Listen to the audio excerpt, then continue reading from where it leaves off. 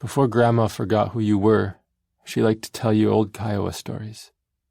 You recall one about Devil's Tower in the Black Hills. You've been there once, though you don't remember it. There's a photo of Dad holding you above his head, the enormous butte rising out of the gray fog behind you. Grandma says that the tower is really Tsoai, a rock that used to be an enormous tree. That once there were 7 sisters and their brother playing in the hills, when all of a sudden the brother was struck dumb. Animal dumb, she used to say.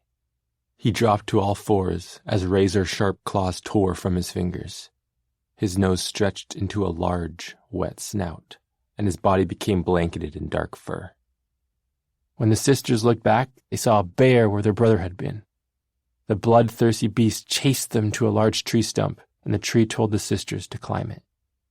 As they climbed, the tree rose high into the sky, leaving the bear on the ground. The crazed bear roared and scratched at the tree, scoring its bark with his claws, but still, the tree rocketed up until the sisters climbed into the sky and became the Big Dipper. These are the stories of our people, Grandma told you. That's probably why she doesn't tell them anymore. When you visit now, she no longer recognizes you as her kin. You have no sisters, just Donnie. Donnie used to chase you when you were little, and you were afraid of him. He didn't do much to assuage your fear. When he got older, he stopped chasing you and transformed into a brooding teen. Still, he never misses an opportunity to make your life hell. Mom says you're the smart one. This seems evident from the fact that Donnie dropped out of college and spends all his time smoking apple bongs with his friends or trawling through high school parties looking for girls who like older guys. But when Mom calls you smart, what she really means is you should know better than to provoke Donnie. Even though you're 15 and he's almost 20, it is your job to keep the peace between you. But no matter how small you make yourself in your own home, it's rare for 24 hours to pass without Donnie flicking you on the back of the head or twisting your nipple when Mom isn't looking. The nipple twists have gotten much more painful since you started growing hair there. You hate how hairy your body is getting. Your legs, your back, your butt, between your thighs. Your face is the only part underperforming, only eking out a few greasy hairs above your lip. No one in your family has this much body hair. Not Donnie or Dad or Mom's brothers. 2 weeks ago, you'd shuffled shirtless past Dad on your way to the bathroom and heard him mutter, "I've never seen an Indian grow that kind of hair." You first noticed it a few months ago. Adrian had wanted to meet up to see the blood moon. Dad had told you to stay inside and draw the shades, some native thing Grandma had taught him about lunar eclipses.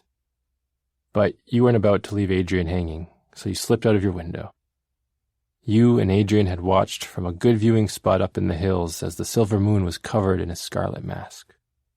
After sneaking back into your bedroom, you remember falling asleep trying to resist picturing Adrian's awestruck face, his open lips and red-tinged curls. The next day, you woke up to find a bush of dark hair creeping up from your groin toward your belly button. Rather than a gradual growth, your body hair seems to appear in spurts every month. The bush of chest hair is now a forest. Your armpits are humid, musky groves. And then there's this hunger that seems to be getting worse, flaring up at the most mortifying moments. The locker room at school, watching movies with certain actors. Now, it has started to emerge whenever you hang out with Adrian. You've been assured that everybody feels cursed as they go through puberty. Still, you feel like you've gotten an especially raw deal. You and Adrian have the house to yourself, so you watch The Howling. You're sitting on the couch like a human being, while he is splayed beside you with one leg over the back and the other cocked aimlessly toward the floor. His body is laid out to you like something on display, something to be sampled. The space between you is a phantom presence. You decide to reach through it, breaching the phantasm by lifting your elbow over the back of the couch and touching his leg. Rather than adjusting, Adrian keeps his leg there, pressed against your elbow.